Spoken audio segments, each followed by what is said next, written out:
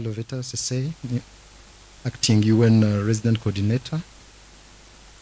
Excellencies, ambassadors and high commissioners, heads of UN agencies in Rwanda, Honorable Vice President of Kwibuka, Honorable Permanent Secretary in Minbumwe, dear survivors and families of fallen UN staff of the 1994 genocide against the Tutsis, ladies and gentlemen, good afternoon.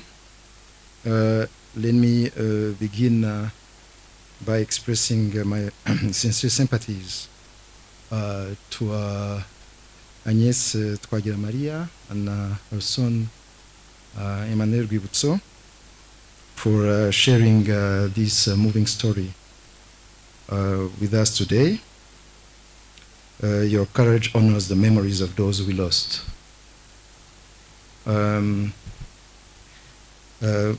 Ndagira ngo ngushimire ubutwari wagize bwo gutanga ubuhamya ndetse n'ubutwari wagize muri iriya minsi 100 warokotse Genocide yakorewe Abatutsi. Buriya nkuko mpora mbivuga, Genocide ntabwo hari icyaha cy'amategeko gusa, ntabwo ari ingingo zanditse mu bitabo tugomba kwemeza kuganiraho mu muryango w'abibumbye. Genocide ni nubwo bubabare, niyo minsi mwamaze iminsi 100, umunsi umwe ukiro n'ugakurikira uwo munsi uzi ko utawurenga ariko ukawurenga, kandi icyo gihe nta nubwo wari umwe, wari babiri. Uburyo rero mbigushimira, kandi igihugu cyose kigomba kugushimira ubwo butwari wagize. I also extend my deepest sympathies to the families of the UN fallen staff who were murdered during the 1994 genocide against the Tutsi. Today we remember those 64 UN personnel that are honored on the commemorative stone erected on these grounds. They served the noble mission and values of the United Nations. We also gather to remember family members, colleagues, friends, neighbors, just human beings whose lives were shattered during the genocide against the Tutsi, because we don't commemorate the genocide.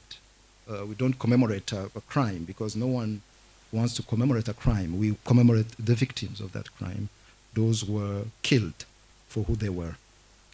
In 1994, children became orphans, wives became widows, mothers saw their children die in their arms, patients were killed by doctors, students were killed by teachers.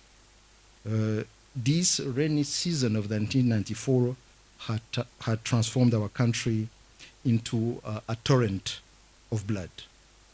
Ladies and gentlemen, I would like to pay tribute also to the brave UN peacekeepers who lost their lives during the genocide, and all those who fell in the line of duty.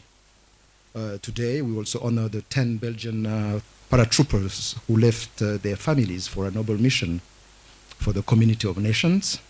They were killed on the very first day of the genocide while protecting the then Prime Minister of Rwanda, late Agathe Uwiringiyimana, who is honored in Rwanda as a hero.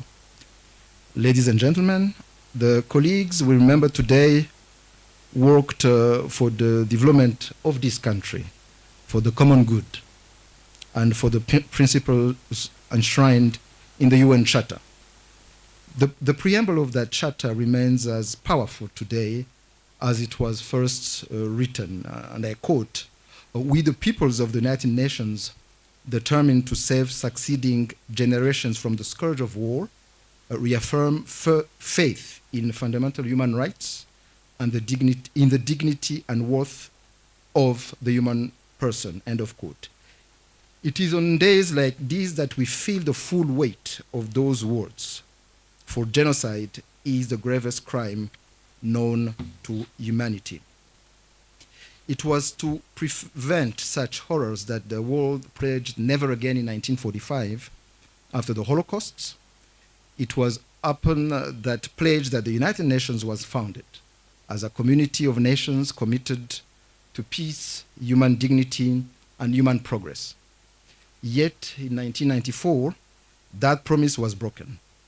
While debates were ongoing in New York over terminology and whether or not to intervene, thousands of Tutsis were being massacred each day in Rwanda.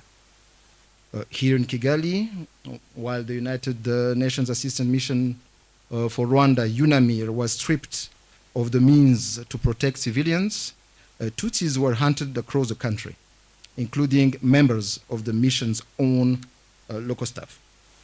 Retired Lieutenant General Romeo Dallaire later described, as Fatmata said,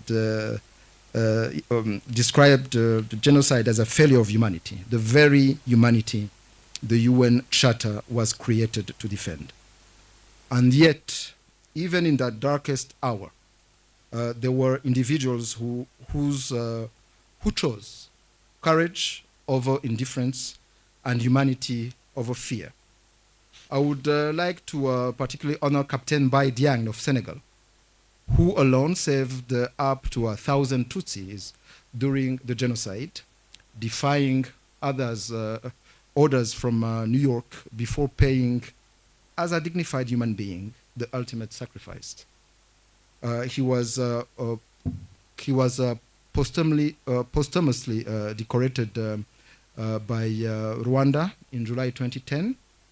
And in May 2014, the UN Security Council established the Captain Bai Dian Medal for Exceptional Courage, a medal that is given to those who demonstrate exceptional courage in the face of extreme danger.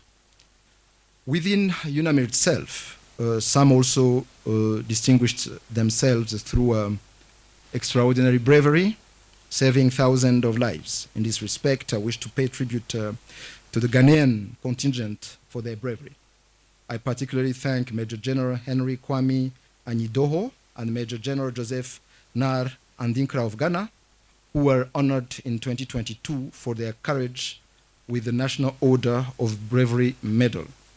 On 11th of April this year, a memorial was even erected by the Ashesi University in Ghana to honor the victims of the genocide against the Tutsi and to pay tribute to the Ghanaian contingent in Rwanda.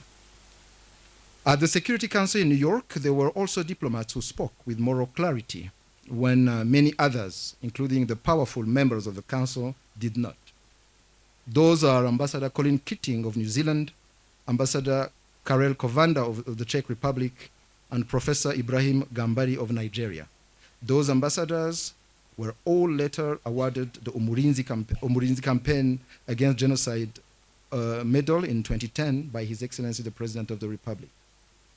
Ladies and gentlemen, Rwanda appreciates the positive role of the United Nations in the unity and socioeconomic transformation of Rwanda over the last 32 years. Rwanda also appreciates the efforts of the United Nations in learning from mistakes of the past. In 2005, during the World Summit marking the 60th anniversary of the organization, the principle of the responsibility to protect, R2P, was established. As a matter of fact, Rwanda served for more than a decade as the co-chair of the group of friends of the R2P in New York, first with Norway and later with the Netherlands. Similarly, Rwanda commends the United Nations for creating the Office of the Special Advisor on the Responsibility to Protect and that of the Special Advisor of the Prevention of Genocide within the Office of the UN Secretary General. However, as the United Nations marked its 80th anniversary last year, that milestone remains both a celebration of achievements and a reminder of unfinished responsibility. Indeed, although the genocide against the Tutsi occurred 32 years ago, attempts to minimize it, to distort it, or deny it altogether still persist. Yet, in September 19 1998, the International Criminal Tribunal for Rwanda, ICTR, in its first and landmark Akayesu judgment, clearly established that a crime of genocide was perpetrated in Rwanda against the Tutsi ethnic group. That was in 1998. This was confirmed by the ICTR judicial notice of June 2006, which recognized the 1994 genocide against the Tutsi as a fact of common knowledge, ending any legal debate on the terminology. Later on, in April 2020, the UN General Assembly designated April 7th as the International Day of Reflection of the 1994 genocide against the Tutsi in Rwanda. And in the same resolution, the General Assembly further condemned without reservation any denial of the genocide. Nonetheless, despite the fact that the genocide against the Tutsi is a crime established by a UN tribunal and recognized by the UN General Assembly, we regret that it is still denied to this day. We particularly regret that even some UN member states resisted the adoption of the correct terminology, thereby fueling genocide denial in academic, government, and political cycles. Ladies and gentlemen, in 1994, Rwanda chose the path of unity, reconciliation, and progress. However, on the other side of our western border, the army and militias that committed genocide were never disarmed. Worse still, they were allowed to operate freely and regularly attack our country, committing ethnic-based massacres like that of Nyange in 1997. Over the last 3 decades, genocidal militias like the FDLR have found fertile ground in DRC for their genocide ideology. They have been supported, armed, and embedded by the DRC government and security apparatus. In this regard, one should ask a simple question. How is it possible that a UN sanctioned group responsible for a genocide established by a UN tribunal and recognized by the UN General Assembly is allowed to operate across Rwanda's border for more than 3 decades in full view of the very international community that pledged never again, and in the presence of a UN force that is deployed on the ground for more than a quarter century? As a result of the presence of these armed groups, ethnic violence has continued to soar in eastern DRC. State-sponsored hate speech against the Congolese Tutsi, including the Banyamulenge, has been voiced by senior government officials on official platforms using the same language, the same words, the same codes as those of the period preceding the genocide in 1994. Rwanda therefore calls on the United Nations not to fail this region once again, but to stand firmly against hatred, injustice, and the seeds of genocide. Excellencies, ladies and gentlemen, allow me to conclude by reaffirming the importance of remembrance. A few years ago, His Excellency the President reminded us that we should remember the past, but also remember the future that we had committed to, a future of unity and renewal. As we remember to keep alive the flame of hope, we should also speak up against hate, against racism, against anti-Semitism, against discrimination, against persecution, and most importantly, we should speak up against the indifference of those who are in the capacity to act. Let me thank once again the UN Resident Coordinator and the UN Rwanda leadership for organizing this important commemoration. As we continue to honor our loved ones in these 100 days of Kwibuka, let us continue to remember, unite, and renew. I thank you.